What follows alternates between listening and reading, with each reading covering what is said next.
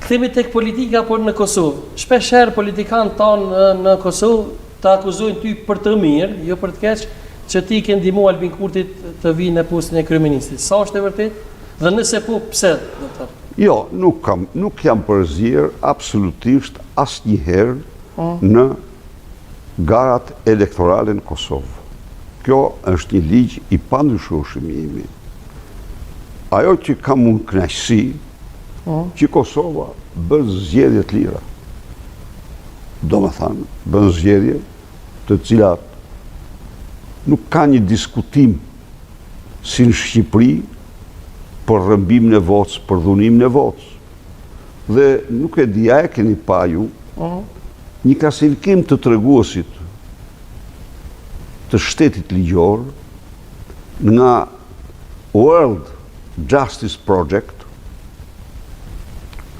Kosova renditet e 53 në botë, kurse Shqipëria renditet e 87 në botë, renditet fiks 4 vende ndën Republikën Socialiste të Vietnamit. Prit. Vietnami me kushtetut është diktaturë komuniste, ose shtet në të cilin partia komuniste është hegemone në jetën e vendit, pra shtet një partjak. Po, vendos për gjithçka. Megjithatë Vietnami, krahasuar me Shqipërinë, qëndron 4 vende më lart, sepse Shqipëria vërtet nuk e ka monizmin. Sot Edi Rama ka pushtet më shumë, mbi 10% më shumë se që kishte Ramizalia në vitin 1991, se sa diktatori i fundit komunist. Këto i ka me sipas të vërtetuara, domethënë institucionet të cilat kontrollohen prej tij. Por ky u merr kompetenca të gjitha institucioneve, presidentit të Republikës, institucioneve të pavarura, që janë në thojza të pavarura, por që ka një autonomi ligjore. U merr kompetenca, parlamentin është një rreck në duart e tij, e vërteta është, të themi realitetin. Pra, Edi Rama është sot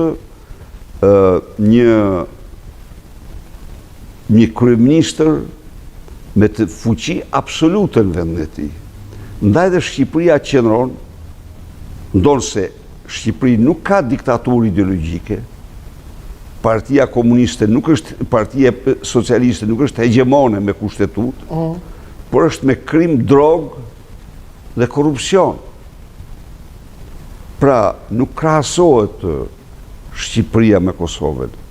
Shqipëria është vendi 87, Kosova është vendi 53, Kosova pra qëndron shumë më lartë se sa Shqipëria në funksionimin e shtetit ligjor.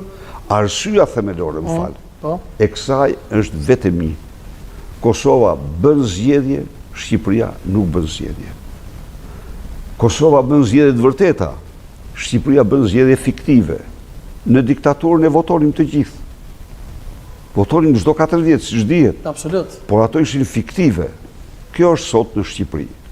Zgjedhjet i dikton shteti elektoral, ku futet në zgjedhje i gjithë shteti në fushat, ku përdoren, ku eurot blihen me 500 euro vota, vota blihet me 500 euro vota, dhe më shumë, se parat janë lumë, parat e drogës, ku bandat masivisht intimidojnë qytetarët, dhe të dhanat personale ju dhanë patronazhistëve një lloj si dikur policia sekrete bënte drejtonte nga prapaskena patronazhistët e Frontit Demokratik. Kështu që Kosova, Shqipëria nuk bën zgjedhje. A përkrani në politikat e tij Albin Kurtin, kryeministrin e Kosovës, së fundi besoj edhe Data e skadimit të targave domethënë ka skadu. Kam përkrahur dhe përkrah Po? qëndrimet e ekonomistë e Albin Kurti në paritetin, në vendosin e paritetit në dialogun me Kosovën. Unë këte e quaj të domosdoshme. Për sa u përket qëndrimeve konkrete në aspekteve të ndryshme, në konstatimin tim, komunitetin ndërkombëtar tani duket shumë më i angazhuar për një zgjidhje përfundimtare ose parapërfundimtare, por të rëndësishme, të problemit që ekzistojnë midis Prishtinës dhe Beogradit. Natyrisht, duke pa kërcënimet ushtarake, politike gjithanshme të serbomallit Vučić, unë qëndroj gjithnjë në anën e Kosovës. Aleksandar Vučić është absolutisht një ultranacionalist i verbër sa ç'ishte Gjorgjeviçi. Se s'po thë Miloševići se ky nuk është se ka ideologji komuniste, nuk më duket ketë, përkurse Miloševići e kishte atë, po. Por ky është një ultranacionalist serb, është një filorus i verbër, është njëri i cili një shans historik që ka Serbia për të marrë një drejtim epokal tjetër për të ardhmen e vetë, ky shef karrigën e tij, interesat e tij prej serbomadhi dhe i sigurt bën kërcënim me lufte, Kurimi të kërcënimit a kina e mesazh me dërgu prej kësaj studio këto? Natyrisht, çdo kërcënim i tij duhet hedhur poshtë dhe ai duhet ta di që shqiptarët në çdo rast do reagojnë si kombi vetëm.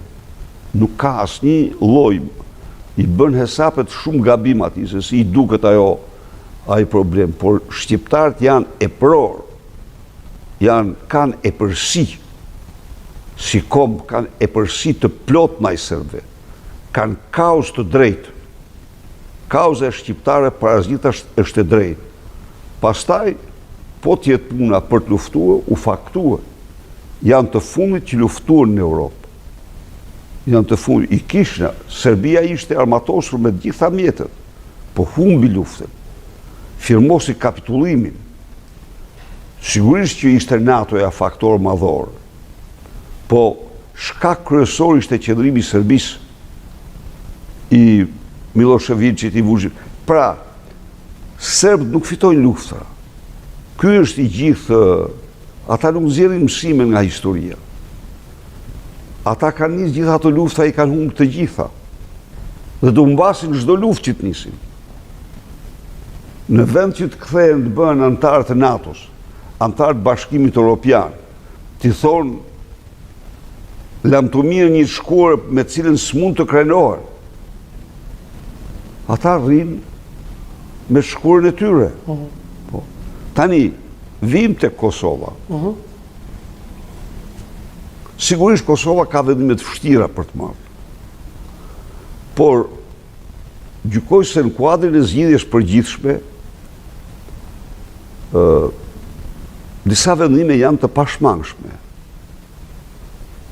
Por ato vendime s'mund të bien kurrë, edhe s'duhet të bien kurrë, në kundërshtim me integritetin territorial dhe sovranitetin e Kosovës.